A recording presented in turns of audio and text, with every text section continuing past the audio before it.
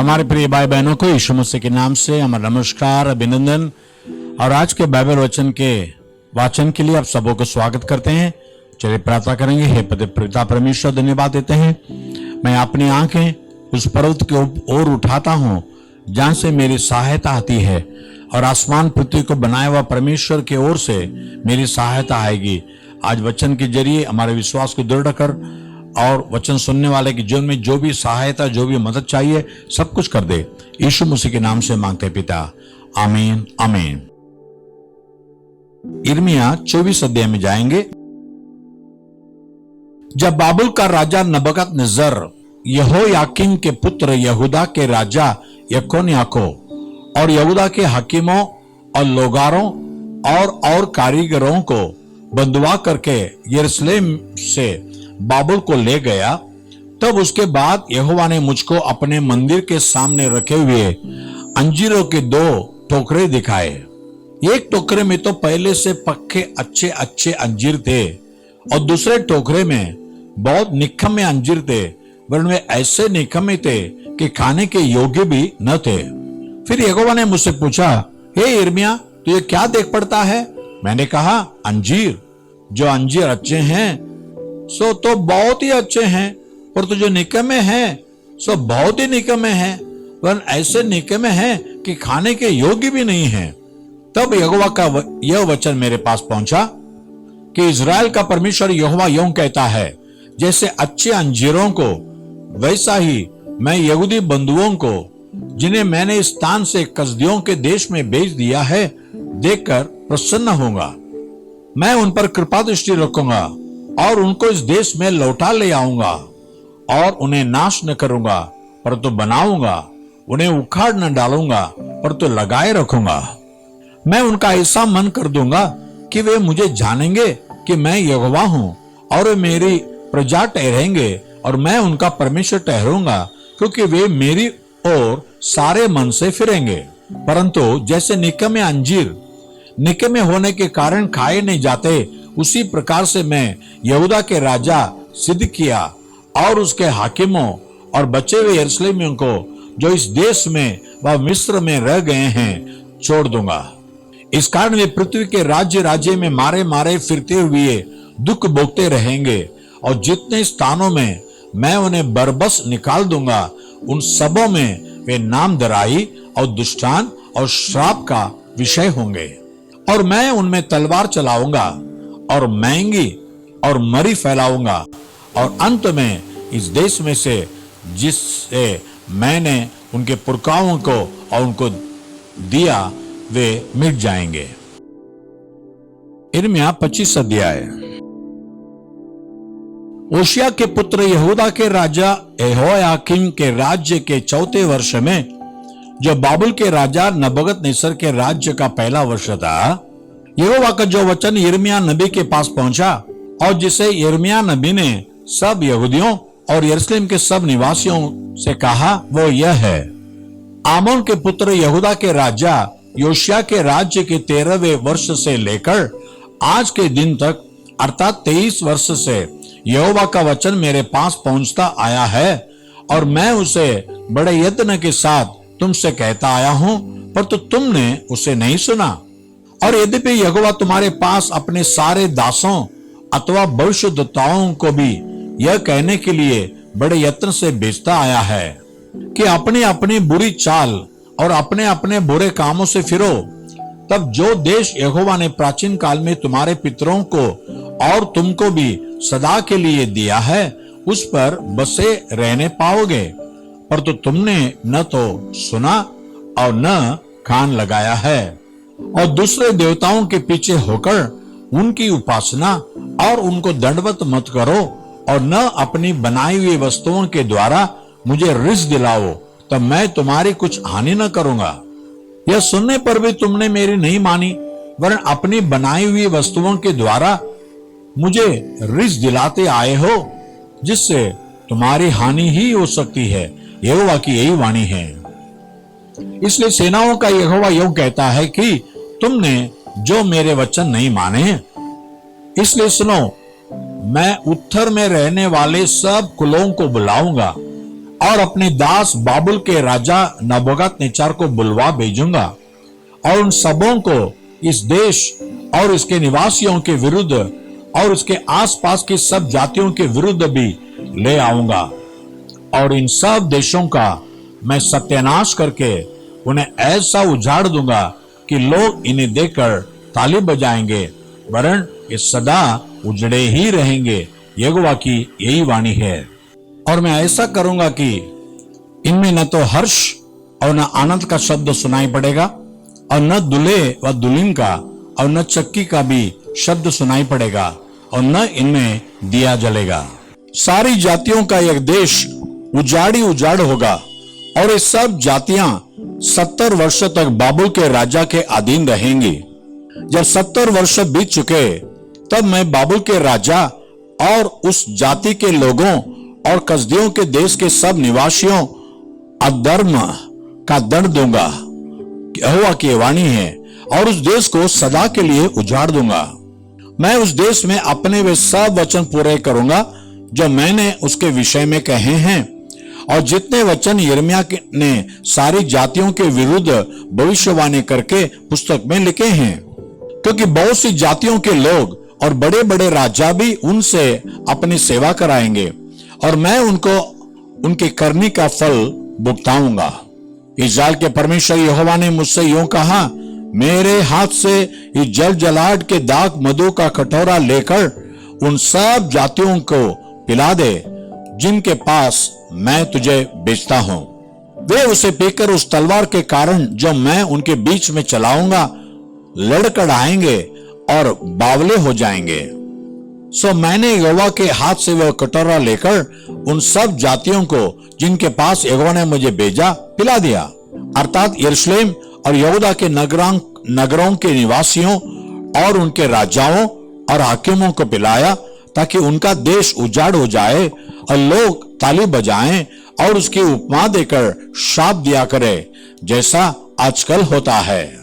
और मिस्र के राजा फिरौन और उसके कर्मचारियों, हाकिमों और सारी प्रजा को और सब दोगले मनुष्यों की जातियों को और उस देश के सब राजाओं को और फलिस्तियों के देश के सब राजाओं को और अस्कलोन, अब्जा और एक्रोन के और अजदोद के बचे हुए लोगों को और यदोनियों, मोवाबियों और अम्मोनियों को और सारे राजाओं को और सीदोन के सब राजाओं को और समुद्र पार के देशों के राजाओं को, फिर ददानियों, तेमाइयों और बुजियों को और जितने अपने गाल के बालों को मुंडा डालते हैं उन सबों को भी, और अरब के सब राजाओं को और जंगल में रहने वाले दोगले मनुष्य के सब राजाओं को और जिमरी, एलाम और मादे के सब राजाओं को और क्या निकट क्या दूर के उत्तर दिशा के सब राजाओं को एक संग पिलाया।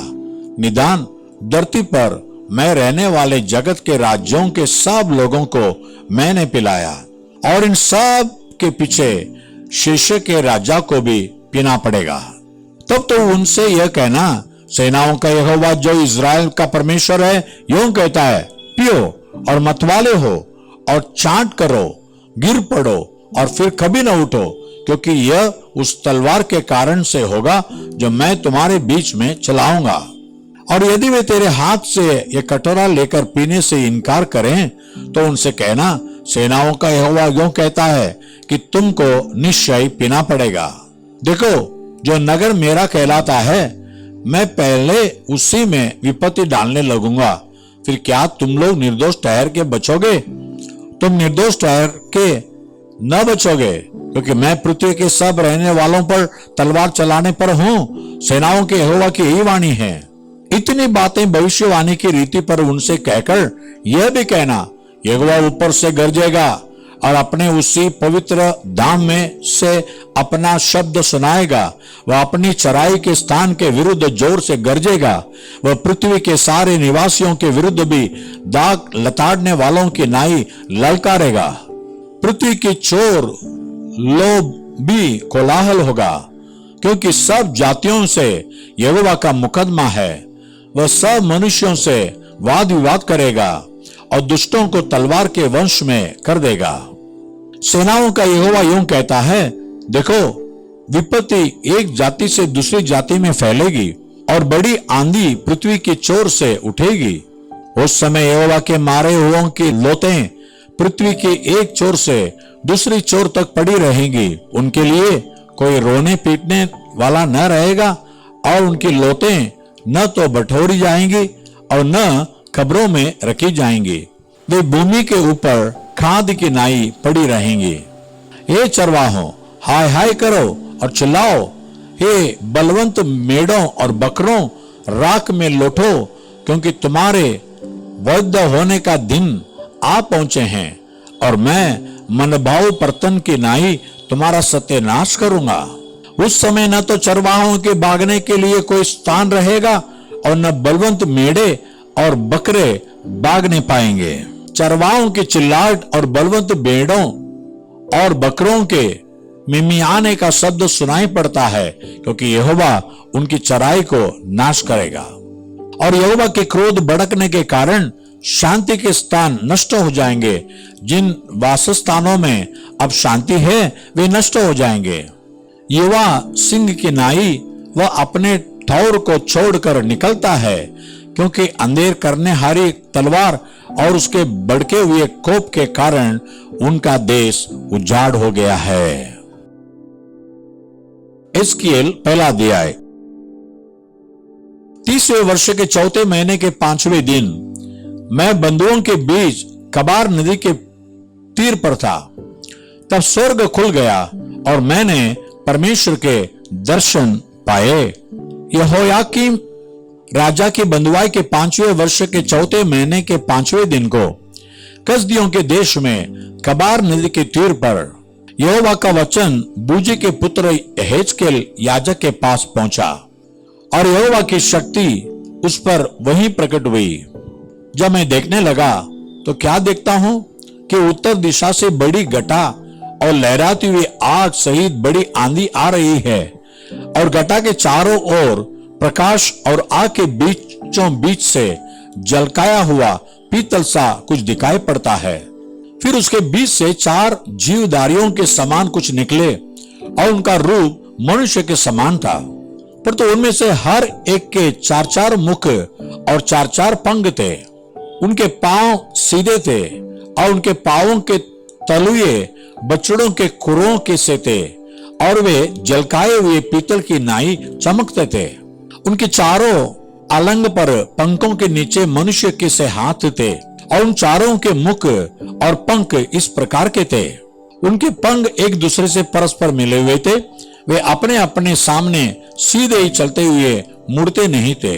उनके सामने के मुखों का रूप मनुष्य का सा था और उन चारों की दाहिनी ओर के मुख सिंह के से, बाई ओर के मुख बैल के से थे और चारों के पीछे के मुख उकाब पक्षी के से थे।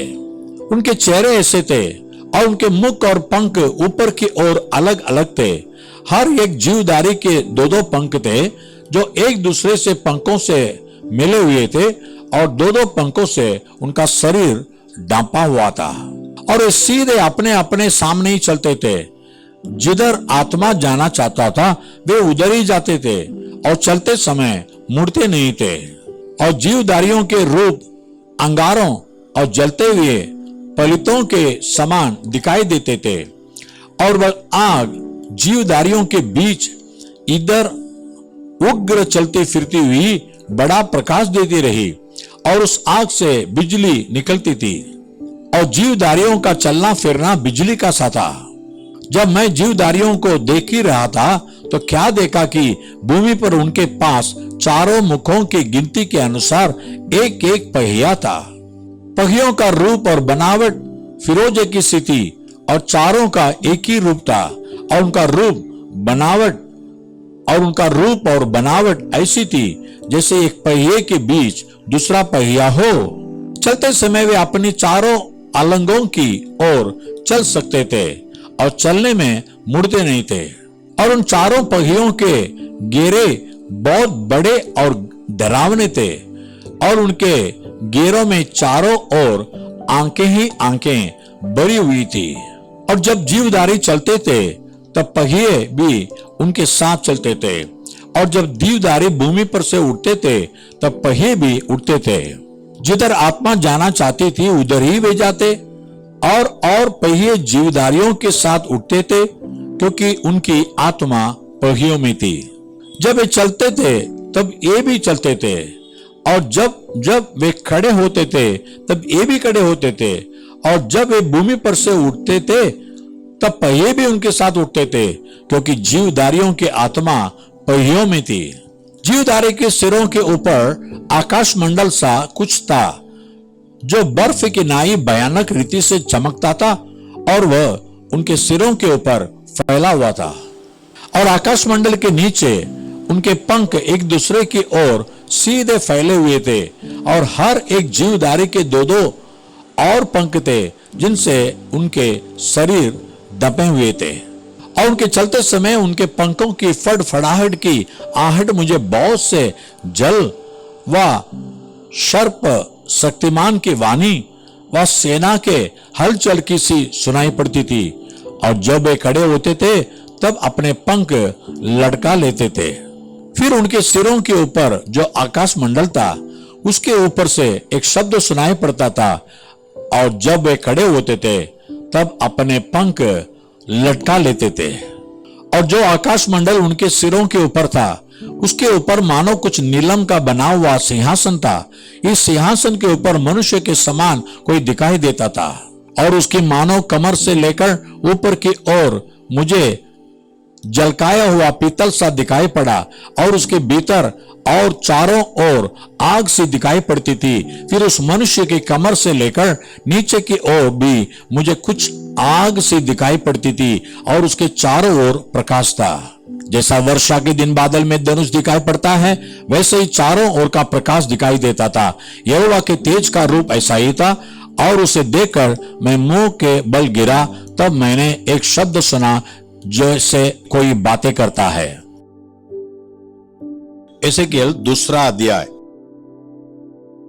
और उसने मुझसे कहा, हे मनुष्य के संतान, अपने पांवों के बल खड़ा हो और मैं तुझसे बातें करूंगा। जैसे उसने मुझसे यह कहा त्यों ही आत्मा ने मुझ में समाकर मुझे पांवों के बल खड़ा कर दिया, और जो मुझसे बातें करता था मैंने उसकी सुनी। और उसने मुझसे कहा, हे मनुष्य के संतान, मैं तुझे इस्राएलियों के पास अर्थात बलवा करने वाली जाति के पास भेजता हूं, जिन्होंने मेरे विरुद्ध बलवा किया है। उनके पुरखा और वे भी आज के दिन तक मेरा अपराध करते चले आए हैं। इस पीढ़ी के लोग जिनके पास मैं तुझे भेजता हूं वे निर्लज्ज और अटीले हैं। और तो उनसे कहना, प्रभु यहोवा यूं कहता है, इससे वे जो बलवा करने वाले घराने के हैं चाहे वे सुने व न सुने तो भी वे इतना जान लेंगे कि हमारे बीच एक भविष्यद्वक्ता प्रकट हुआ है। और हे मनुष्य के संतान, तू उनसे न डरना, चाहे तुझे कांटों, ऊंट, कटारों और बिच्छुओं के बीच भी रहना पड़े तो भी उनके वचनों से न डरना। यद्यपि वे बलवाई घराने के हैं तो भी न तो उनके वचनों से डरना और न उनके मुंह देखकर तेरा मन कच्चा हो। सो चाहे वे सुने या न सुने तो भी तू मेरे वचन उनसे कहना, वे तो बड़े बलवाई है। पर तू हे मनुष्य के संतान, जो मैं तुझसे कहता हूं उसे तो सुन ले। उस बलवाई घराने के समान तू भी बलवाई न बनना। जो मैं तुझे देता हूं उसे मुंह खोलकर खा ले। तब मैंने दृष्टि की और क्या देखा कि मेरी ओर एक हाथ बढ़ा हुआ है और उसमें एक पुस्तक है। उसको उसने मेरे सामने खोलकर फैलाया और वो दोनों ओर लिखी हुई थी, और जो उसमें लिखा था वे विलाप और शोक और दुख भरे वचन थे। पहला पत्रस 2 अध्याय 1 से 12।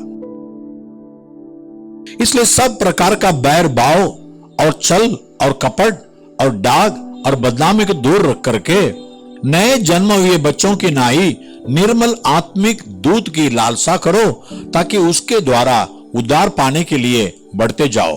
यदि तुमने प्रभु की कृपा का स्वाद चख लिया है, उसके पास आकर जिसे मनुष्य ने तो निकम्मा ठहराया पर तो परमेश्वर के निकट चुना हुआ और बहुमूल्य जीवता पत्थर है, तुम भी आप जीवते पत्थरों की नाई आत्मिक घर बनते जाते हो, जिससे याजकों का पवित्र समाज बनकर ऐसे आत्मिक बलिदान चढ़ाओ जो यीशु मसीह के द्वारा परमेश्वर को ग्राह्य हो।